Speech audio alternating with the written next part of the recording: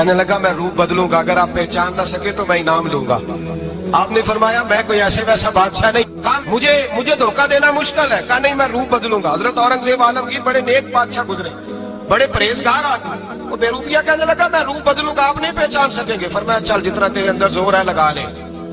حضرت نے اعلان کیا کہ میں نے فوجی بھرتی کر دیں، 2 ماہ کے بعد ٹیسٹ ہوگا۔ وہ 2 مہینے دوڑتا رہا، رنگ روپ بناتا رہا، آیا ٹیسٹ دینے، 2-3 سپاہیوں کا امتحان لیا، اس کی باری آئی تو 10 روپے دیے، کہنے لگے تیرے آنے جانے کا کرایہ میں نے تجھے پہچان لیا ہے۔ کچھ دنوں کے بعد جانے لگے سفر پر تو بھکاری آ گئے خیرات مانگنے، اس نے بھی سارے منہ پر سیاہی مال لی، کپڑے پھاڑ لیے، سر کے بال منڈا لیے، بھویں تک کٹا لی، بدرنگ ہو کے آیا، کاسا آگے کیا تو حضرت نے 10 روپے ڈالے، کہنے لگے تیرے آنے جانے کا کرایہ میں نے پہچان لیا ہے۔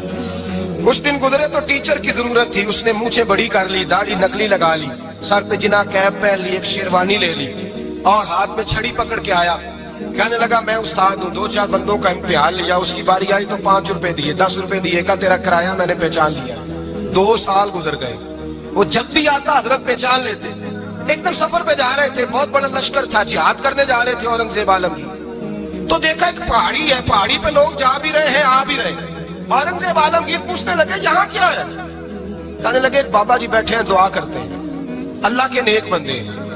اورنگزیب کہنے لگے یار پرانے لوگ سارے ہی اللہ والوں کو مانتے، یہ بھی مصیبت آئی ہے جتنی نہیں آئی ہے، سارے لوگ ہی مانتے۔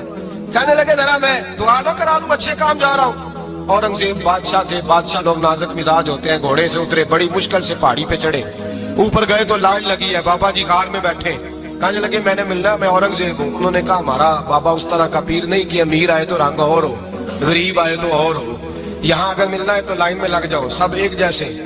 اب لائن میں کھڑے ہو گئے، 50 آدمی آگے تھے، کہتے ہیں 51واں نمبر تھا، تھک گیا دھوپ میں کھڑا کھڑا۔ جب میں پہنچا غار کے دہانے تو میں نے بابا جی کے چہرے پہ نظر ڈالی تو بڑا نورانی چہرہ، بڑی خوبصورت لب و لہجہ۔ میں نے کہا میرے جیسا آدمی بھی پگڑی باندھ لے جو اچھا لگنے لگ جاتا ہے، بڑا خوبصورت انداز۔ کہتے ہیں میں ان کے پاس اتحیات کی حالت میں بیٹھ گیا، میں نے کہا حضور میں جا رہا ہوں جہاد کرنے، دعا کرنا۔ بزرگوں نے ہاتھ اٹھائے، اللہ اس کی مدد فرما، دین کو غلبہ عطا فرما، اسے دین کا سچا پکا سپاہی بنا۔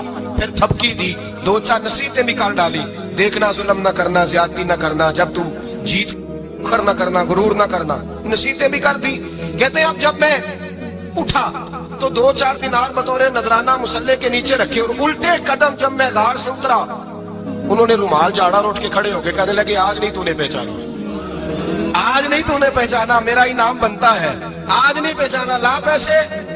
اورنگزیب کہنے لگا یار تو نے حد کر دی، کہاں چڑھا کہاں کھڑا رہا، دھوپ میں تھک گیا، کمال کر دی بھائی تو نے، بتا تو کیا لے گا، اب تو دیکھ جلدی بتا، کتنے لوگ پیچھے دھوپ میں کھڑے ہیں، لشکر سارا کھڑا ہے، کیا لے گا؟ اس نے کہا سب سے قیمتی ہیرے وہ ہے جو تیرے سر کے تاج میں لگے ہوئے، مجھے تیرا تاج چاہیے۔ اور بھائیو سننا اور یاد رکھنا، میرے اعلیٰ حضرت کہتے ہیں بادشاہ نے سر کے اوپر سے تاج اتارا، بہروپیے کے قدموں میں رکھا اور کہنے لگے یہ لے، اور یہ تو تیرا مانگنے پر میں نے دیا ہے نا، میں واپس آتا ہوں تو آنا میں اپنی مرضی سے بھی تجھے دوں گا، تو نے اورنگزیب جیسے بندے کو دھوکہ دیا، آنا میں اس وقت بھی دوں گا۔ وہ دے کر بس بات ختم ہو گئی، حد ہو گئی، دے کر کہتے ہیں جب میں پلٹا نہ واپس، بہروپیے نے آواز دی بادشاہ ٹھہر جا، تو میں نے پلٹ کے دیکھا تو کہنے لگے یہ اپنا تاج لے جا، اٹھا اور لے جا۔